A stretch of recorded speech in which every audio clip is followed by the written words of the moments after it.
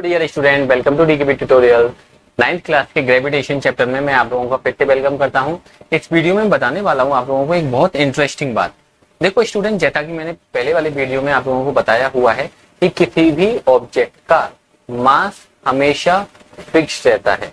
अगर कोई object 5 kg का है तो वो हमेशा 5 किलो का ही रहेगा, चाहे आप उसको अर्थ पे रखो, चाहे आप उसको मून पे लेके जाओ, चाहे आप उसको मार्स पे किसी भी प्लेनेट पे लेके जाओ, मास ऑलवेज रिमेन कांस्टेंट, जितना है उतना ही रहेगा। लेकिन वेट ऑफ द ऑब्जेक्ट कभी भी कांस्टेंट नहीं रहता है, वो बदलता रहता है अलग अलग प्लेनेट पर। जैसा कि मैंने आप लोगों को पहले वाली वीडियो में बताया था, हमारी अर्थ पर ही इक्वेटर पर और पोल पर वैल्यू ऑफ जी वेरी करती है। जब जी की वैल्यू वेरी करेगी, जी मतलब small g, acceleration due to gravity, और जब जी की वैल्यू वेरी करती है तो वेट ऑफ द ऑब्जेक्ट भी कम हो जाता है या फिर ज्यादा हो जाता है। लेकिन अब इस वीडियो में हम बात करेंगे, अगर किसी ऑब्जेक्ट को मून पे लेके जाएं, कहां पर लेके जाएं? मून समझते हो ना, चंदा मामा दूर के, वहां पर अगर लेके जाएंगे तो उसके ऑब्जेक्ट पर क्या फर्क पड़ेगा। जैसे अगर कोई ऑब्जेक्ट है, पहले मैंने अर्थ पे रखा हुआ है, ये है अर्थ, ठीक है। ऑब्जेक्ट को मैंने एक बार अर्थ पे रखा हुआ है, ऑब्जेक्ट का मास मैंने माना हुआ है स्मॉल m, और दूसरी बार में मैंने क्या किया हुआ है स्टूडेंट, ऑब्जेक्ट को मून पे रखा हुआ है, ठीक है। ऑब्जेक्ट का मास मून पर भी कितना होगा? m रहेगा, राइट। ऑब्जेक्ट तो रखा ही नहीं है, ये रहा ऑब्जेक्ट। याद रखना, मास सेम रहता है, मास नहीं बदलेगा। अगर अर्थ पर मास m है तो मून पर भी मास m ही रहेगा। There will be no change in the mass of the object whether it is placed on the earth और it is placed on moon. तो हमको ये बताना है कि सर मून पर जो मास है ऑब्जेक्ट का वो कितना होगा। तो हेडिंग है show that wait of the object on the moon is 1/6 time weight of the object on अर्थ। मतलब अर्थ पे जितना वेट है किसी भी ऑब्जेक्ट का, मून पर कितना होगा? उसका 1/6 टाइम होगा। जैसे मैंने कहा, अर्थ पर किसी ऑब्जेक्ट का वेट है 60 न्यूटन, ठीक है। अर्थ पर किसी ऑब्जेक्ट का वेट कितना है? 60 न्यूटन। तो मून पर कितना होगा? आप क्या करोगे, इसमें 1/6 से मल्टीप्लाई कर दो सीधा सीधा, तो मून पर वेट कितना होगा? 10 न्यूटन। समझ गए क्या कहा हमने? अर्थ पर किसी ऑब्जेक्ट का वेट जितना भी है, मून पर कितना होगा? उसका 1/6 टाइम्स। जैसे मैंने कहा कि मान लो कोई ऑब्जेक्ट है जिसका अर्थ पर वेट है 600, अर्थ पर वेट कितना है? 600। तो बताओ मून पर वेट कितना होगा? तो आप क्या करोगे, सीधा सीधा इसमें 1/6 से मल्टीप्लाई करोगे और बता दोगे कि ऑब्जेक्ट का वेट मून पर कितना होगा? सर 100 न्यूटन होगा। लेकिन अब हमको ये बात प्रूव करके दिखानी है कि सर ये बात आपने ऐसे ही लिख दी है या सच में ऐसा होता भी है, ठीक है। तो हमको ये बात डेरिवेशन के थ्रू शो करके दिखानी। तो चलो शो करते हैं। अभी हमने क्या लिखा हुआ है कि ऑब्जेक्ट है जिसका मास m है, अर्थ पे रखा हुआ है, अर्थ का मास मैंने माना है m e, अर्थ की जो रेडियस है स्टूडेंट वो मैंने मान ली है r e, ठीक है। m for mass, e for earth, earth के लिए m, और ये m e को आप छोटा सा लिखेंगे, चुपके से लिखना, m के नीचे सफिक्स में बोलते हैं, ओके। ऐसे ही मून है तो मून का मास कितना होगा? कैपिटल M, छोटा सा m बना देना, mm, और मून की रेडियस कितनी होगी? rm, ठीक है। What is me? me is the mass of earth. What is re? re is the radius of earth. What is mm? Mass of moon, and rm radius of moon. First of all I have placed the object on the अर्थ। सबसे पहली condition में हमने object कहां पे रखा हुआ है? अर्थ पे रखा हुआ है। तो हम सब लोग जानते हैं ग्रेविटेशनल लॉ में हमको न्यूटन सर ने क्या बताया था? F इक्वल, अगर कोई दो ऑब्जेक्ट हैं तो उनके बीच में ग्रेविटेशन फोर्स कितना लगता है? F equal G m1 into m2 upon r square, ठीक है। यूनिवर्सल लॉ ऑफ ग्रेविटेशन में न्यूटन सर ने हमको ये फॉर्मूला दिया था। अब जरा देखो, अभी आप पहला वाला डायग्राम देखना। अभी ऑब्जेक्ट हमने कहां पर रखा हुआ है? अर्थ पे रखा हुआ है। लिख भी सकते हैं when object is placed on earth. तब क्या मैं F की जगह पर W लिख लूं? ठीक है, क्या F की जगह पर W लिख सकते हैं? बताओ W क्या होता है? भाई वेट होता है। हमने वेट की डेफिनेशन आपको समझाई हुई है कि सर वेट क्या होता है? Weight is the force exerted by the earth on the object. किसी भी ऑब्जेक्ट पर अर्थ कितना फोर्स लगा रही है, उस फोर्स को ही तो बोला जाता है वेट ऑफ द ऑब्जेक्ट। तो वेट कितना मान लिया हमने? W, और वेट अभी ऑब्जेक्ट अर्थ पे रखा हुआ है इसलिए WM। What is WM? WM मतलब wait of the object on, WM नहीं लिखा जाएगा, WE लिखा जाएगा sir, wait of the object on earth equal G। M1 कितना है, चलो ऑब्जेक्ट को ही मानते हैं हम, स्मॉल m। M2 कितना है, खुद ये अर्थ ऑब्जेक्ट, दूसरा ऑब्जेक्ट यहाँ पर अर्थ है, ठीक है, अपॉन रेडियस कितनी है R² ये हो गई इक्वेशन नंबर 1। ये कब है, जब object, when object is placed on earth. Object हमने कहाँ रखा हुआ है बच्चों, अर्थ पे रखा हुआ है। अब मैं क्या कर रहा हूं, ऑब्जेक्ट को मून पे लेके जा रहा हूं, ठीक है। सेकंड वाले डायग्राम को देखिए, when object is placed on moon, when object is placed on moon, object को हमने कहां पर रखा है बच्चों, मून पे रखा हुआ है। तो जरा देखो मून पर वेट कितना होगा भाई किसी भी ऑब्जेक्ट का, मून पर हमने वेट माना WM, अर्थ पर वेट कितना है WE, ठीक है, मून पर वेट कितना है WM इक्वल G M1, ठीक है। M1 कितना है भाई, ऑब्जेक्ट खुद है और ऑब्जेक्ट का मास आपने स्मॉल m माना हुआ है। M2 यहाँ पर कौन है, मून है, और मून का मास कितना माना हुआ है आपने, कैपिटल M और छोटा सा m बनाना है सफिक्स में, और मून का रेडियस कितना है R² m। ये है इक्वेशन नंबर 2। इतनी बात समझ गए। सबसे पहले हमने क्या किया, ऑब्जेक्ट को अर्थ पे रखा, अर्थ पे रखा तो ऑब्जेक्ट का मास तो m है, अर्थ का मास ME, अर्थ की रेडियस RE, और जो फोर्स होता है उसकी जगह हमने रख लिया है W। W क्या है, वेट। वेट की डेफिनेशन आप लोगों को पता होनी चाहिए। What is weight, weight is the force, gravitational force exerted by the earth on the object. तो ये ग्रेविटेशनल फोर्स होता है, इस फोर्स को ही हमने क्या लिख लिया है, वेट लिख लिया है। जब ऑब्जेक्ट को मून पे लेके जाएंगे तब इतना आ जाएगा। अब मैं क्या करने वाला हूँ, इक्वेशन नंबर 1 और इक्वेशन नंबर 2 को डिवाइड करने वाला हूँ, ठीक है। इक्वेशन नंबर 1 और इक्वेशन नंबर 2 को हम क्या कर रहे हैं, डिवाइड करें। थोड़ा सा ध्यान से देखिएगा, यहाँ पर क्या है WE और यहाँ पर क्या है WM। देखो बच्चों WE को आप ऐसे बिल्कुल मत लिखना, V नहीं लिखना है ना, E छोटा सा और नीचे सफिक्स में लिखना है, ठीक है। इस बात को थोड़ा सा आप लोग ध्यान रखिएगा। ऐसे ही WM को लिखना है, तो WE अपॉन WM। WE कितना है, G small m mass of earth upon radius of earth, ठीक है, इतना अपॉन WM कितना है, G small m mass of moon upon radius of moon, ठीक है। इतनी बात समझ में आ गई। अब आपको पता है ये वैल्यू ऊपर जाएगी और ये वैल्यू, तो ये वाली ऊपर जाएगी और ये वाली वैल्यू यहाँ पे। देखो G से तो G यहाँ पर कैंसिल आउट हो गया, M से M कैंसिल आउट हो गया। अब यहाँ पर क्या वैल्यू बचेगी, हम यहाँ पर लिखते हैं WE। WE क्या है बच्चों, weight of the object on earth, earth पर जो ऑब्जेक्ट का वेट होगा वो, अपॉन WM।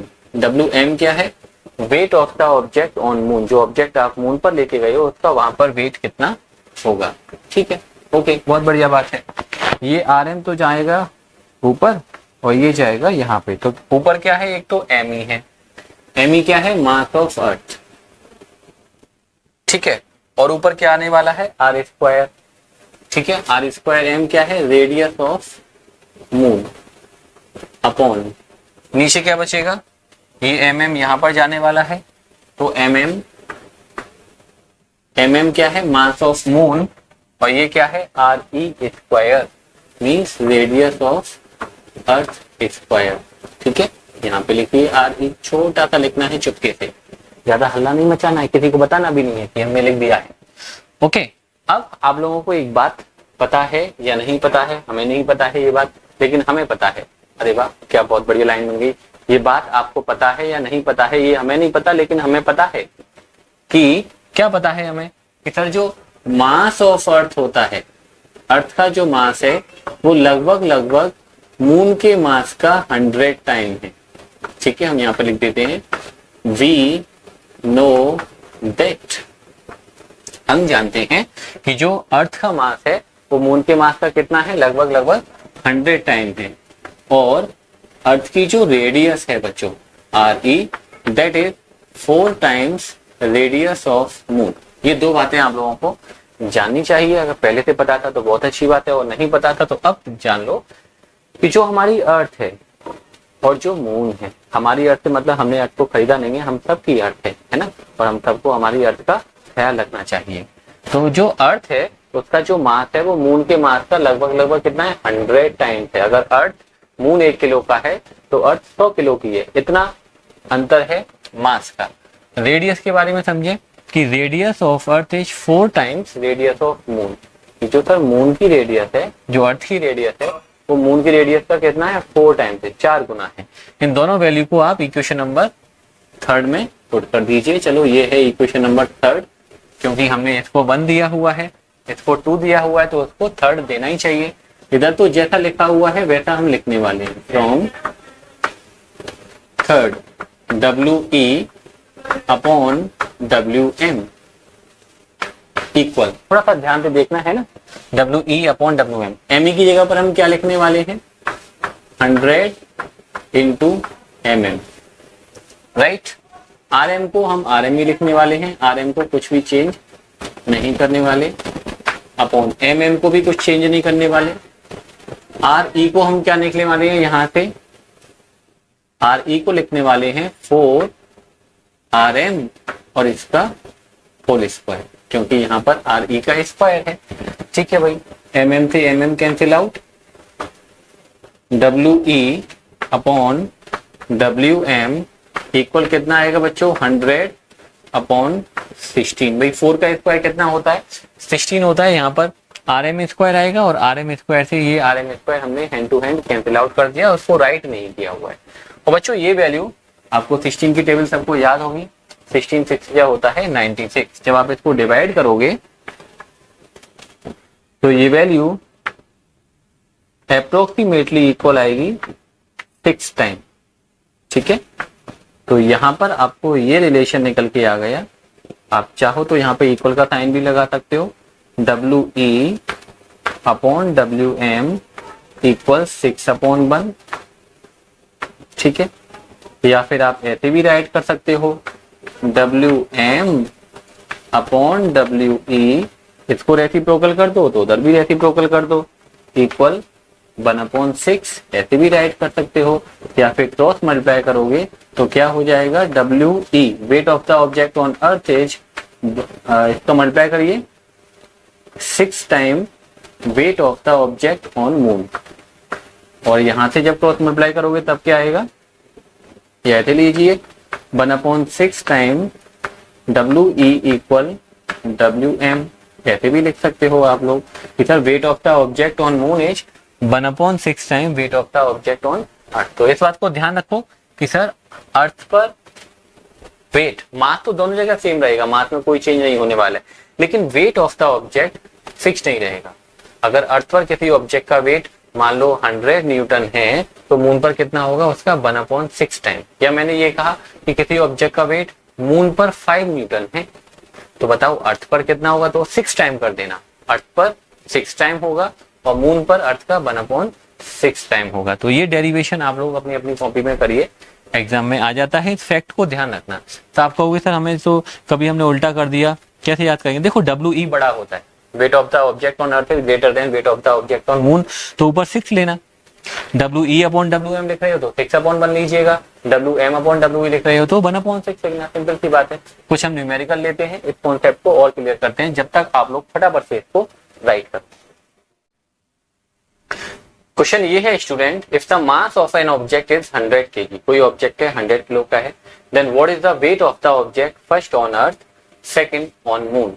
ऑब्जेक्ट का वेट अर्थ पर कितना होगा और मून पर कितना होगा। तो चलो बताते हैं, मास कितना दिया गया है आप लोगों को, सर 100 kg।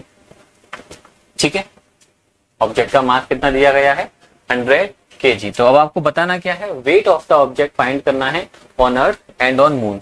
तो हमने आपको एक फॉर्मूला बताया था, W इक्वल mg। ठीक है, ये कहां पे लिए लगा रहे हैं, चलो अर्थ के लिए लगा रहे हैं, राइट। तो अर्थ के लिए कितना हो जाएगा सर, मास है 100 kg, जी की वैल्यू सबको पता ही है 9.8 मीटर पर सेकेंड स्क्वायर। तो weight of the object on अर्थ कितना हुआ है, यहाँ पे पॉइंट हटा लिया, एक जीरो लगा लिया, 980 न्यूटन। ये आ गया weight of the object on अर्थ। अब आपको बताना है weight of the object on moon कितना होगा। तो मैंने आपको डायरेक्ट बताया था कि जब भी आपको मून पर वेट निकालना है तो अर्थ के वेट को आप क्या करोगे, 1/6 से मल्टीप्लाई कर दोगे। सीधा सिंपल सा तरीका ध्यान रखना है आप लोगों को। अगर ऐसे याद नहीं हो रहा है तो हमने अभी अभी आप लोगों को डेरिवेशन में जो फॉर्मूला ड्राइव किया था, क्या ड्राइव किया था, WE/WM। भाई WE बड़ा होता है तो ऊपर आना चाहिए 6 और नीचे आना चाहिए 1। तो WE कितना है 980। WM आप लोगों को पता नहीं है, weight of the object on moon कितना होगा 6/1। क्रॉस मल्टीप्लाई करेंगे, 6 इंटू WM इक्वल 980 और WM इक्वल कितना हो जाएगा बच्चों 980/6। अब जो भी इसको डिवाइड करके आंसर आ जाए वो आप अपनी अपनी कॉपी में राइट कर लीजिएगा। तो आपको wait of the object on अर्थ बताना था, आपने बता दिया। Wait of the object on moon बताना था, फिर से वो भी बता दिया। या तो इतना बड़ा करो या फिर सीधा सीधा क्या करो, weight of the object on moon, earth पर वेट कितना है 980। तो आप क्या करोगे, उसे सीधा सीधा 1/6 से मल्टीप्लाई कर देना। ठीक है। अच्छा एक बात और बता देते हैं आप लोगों को, अर्थ पर जी की वैल्यू कितनी होती है। अर्थ पर जी की वैल्यू हमने याद कराई है 9.8 मीटर पर सेकेंड स्क्वायर। अर्थ पर जी की वैल्यू याद कराई है 9.8 मीटर पर सेकेंड स्क्वायर। तो सर मून पर कितनी होगी, इसका 1/6 से मल्टीप्लाई कर दिया। मून पर जो जी की वैल्यू होगी जब आप इसको डिवाइड करोगे तो ये नियरली आ जाएगा 1.6 समथिंग। तो अर्थ पर जी की वैल्यू 9.8 है लेकिन मून पर जी की वैल्यू कितनी है 1.6 समथिंग है। इस बात को भी थोड़ा ध्यान रखिएगा। जी की वैल्यू ही तो चेंज हो रही है, मास तो चेंज होना नहीं है। भाई W=mg होता है तो उसमें चेंज क्या हो रहा है, मास चेंज हो रहा है या जी चेंज हो रहा है। तो सर जी की वैल्यू चेंज हो रही है, मास की वैल्यू चेंज नहीं होती है। चलो एक क्वेश्चन और लेते हैं हम आप लोगों के लिए। क्वेश्चन ये है, if the weight of the object on earth is 900 Newton. If the weight of the object on earth is 900 Newton, मतलब अर्थ पर किसी ऑब्जेक्ट का वेट आपको दिया गया है 900 न्यूटन। तो आपको दो चीजें पता करनी है। पहली चीज आपको पता करनी है mass of the object and second thing आपको पता करना है weight of the object on moon. Earth पर वेट 900 न्यूटन है तो मून पर वेट कितना होगा और मास कितना होगा। तो अभी अभी मैंने बताया जब अर्थ पर वेट 900 न्यूटन है सर तो मून पर वेट कितना होगा, WM कितना होगा सर 900 को आप सीधा सीधा मल्टीप्लाई करोगे 1/6 से। कोई झंझट वाली बात आपको समझनी ही नहीं है, सिंपल बात करनी है कि अर्थ पर अगर आपको वेट दिया गया है और मून पर आपको वेट फाइंड आउट करना है, then you will multiply that weight by 1/6। तो weight of the object on moon कितना हो गया, इसको कैंसिल आउट कर दो, 6 1 जा 6, ठीक है 3 बचेगा एंड 6 5 जा 30। तो ये हो गया weight of the object on moon. Earth पर वेट 900 है और मून पर वेट 150 न्यूटन है, उसका 1/6 टाइम है। मास पता करना है तो सर मास के लिए W=mg होता है, फॉर्मूला हमने बताया हुआ है, राइट। तो अर्थ के लिए लगा लेते हैं फॉर्मूला। ये फॉर्मूला हम अर्थ के लिए भी लगा सकते हैं, मून के लिए भी लगा सकते हैं। अर्थ के लिए लगा रहे हैं, अर्थ पर वेट कितना है 900, मास आपको पता नहीं है। अर्थ पर जी की वैल्यू हमने 10 मीटर पर सेकंड स्क्वायर मान ली है, वैसे तो 9.8 होती है लेकिन हमने चलो मान ली 10 मीटर पर सेकंड स्क्वायर। तो मास कितना हो जाएगा 900/10। यूजुअली आपको अगर 10 लेनी होगी तो जी की वैल्यू क्वेश्चन में दे दी जाती है। तो मास ऑफ द ऑब्जेक्ट कितना हो गया 90 kg। ओके, मास ध्यान रखना, मास चाहे मून पर रखा हो ऑब्जेक्ट चाहे अर्थ पर रखा हो, मास चेंज नहीं होने वाला है। क्या चेंज होता है, वेट चेंज हो जाता है। मून पर वेट 900 है, सॉरी अर्थ पर वेट 900 न्यूटन है, मून पर वेट 150 न्यूटन है, लेकिन मास 90 किलो का मतलब ये है तो वो मून पर भी 90 होगा और अर्थ पर भी 90 किलोग्राम ही होगा। नेक्स्ट क्वेश्चन है, if the weight of the object is 490 Newton.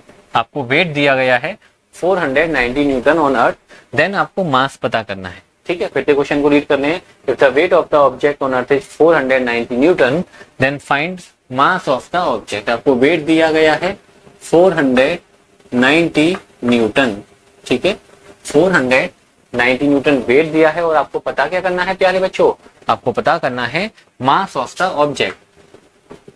तो सब लोग जानते हैं सर W का फॉर्मूला क्या होता है, W इक्वल mg। तो W आपको कितना दिया गया है 490, मास आपको पता करना है, G की वैल्यू चाहे तो 9.8 लगा लो चाहे 10 लगा लो, कोई दिक्कत वाली बात नहीं है, हालांकि क्वेश्चन में आपको ये दी जाती है, ठीक है। जब आप इसे डिवाइड करोगे तो ये कैंसिल आउट हो जाएगा 550 टाइम, ठीक है। तो मास कितना हो गया, जिस ऑब्जेक्ट का वेट 490 न्यूटन है लेकिन मास कितना होगा स्टूडेंट 50 kg। नेक्स्ट क्वेश्चन एक और यहीं पर ले लेते हैं। क्वेश्चन ये है, a man weight 600 newton on earth. एक मैन है उसका वेट है 600 न्यूटन ऑन अर्थ। हम लिख लेते हैं wait of the object on अर्थ कितना दिया गया है 600 न्यूटन, ठीक है, बहुत अच्छी बात है। आगे लिखा हुआ है व्हाट इज हिज मास, उसका मास बताइए, और जी की वैल्यू आपको 10 मीटर पर सेकंड स्क्वायर क्वेश्चन में दी गई है।